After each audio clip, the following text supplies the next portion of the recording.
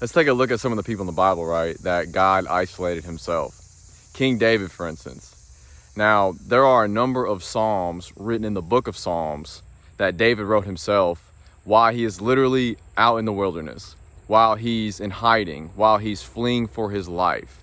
And in this season of isolation, God is teaching David how to build his trust with him better, how to lean on God better, how to ultimately build his relationship with God better. Now, David had no idea what was going to happen. He didn't have a clue. And that's why people say, give me a heart like David, calling for God to give him a heart like David, because when you read these Psalms, you literally feel David crying out to God for help. He's in the wilderness.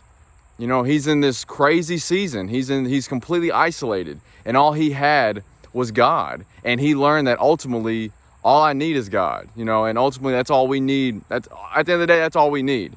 God is the one true thing that we can trust at the end of the day. The only thing that we can trust. We need to learn how to trust God better than we trust ourselves. He knows what's way better for us than what we think is best for us.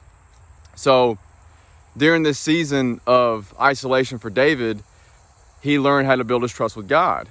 And God had anointed David to become king. And he needed David to go through these seasons, these trials and tribulations and these seasons, the season of wilderness, in order to become king.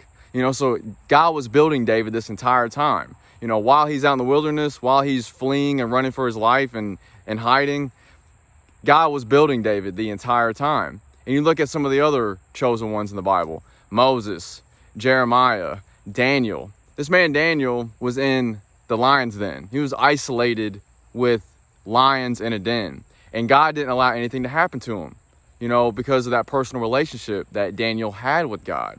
And so Daniel was never even touched. I mean, just imagine being in a den full of lions. It's pretty terrifying.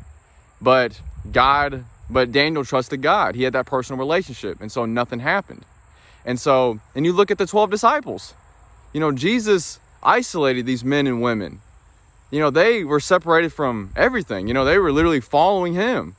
And so, and all this was to make them become the person that God was calling them to be. And so when he isolates you, chosen one, just know that it is a season of elevation. Even if it doesn't make sense, even if it's kind of confusing, you're not exactly sure what's going on, you're out in the wilderness, you're confused and whatnot, just know that God is elevating you. He is building your trust with him. He is teaching you to lean on him more. He's ultimately teaching you that all you need is God at the end of the day. And so just know that when he is isolating you guys, that don't freak out. It's not a punishment. It's not anything bad.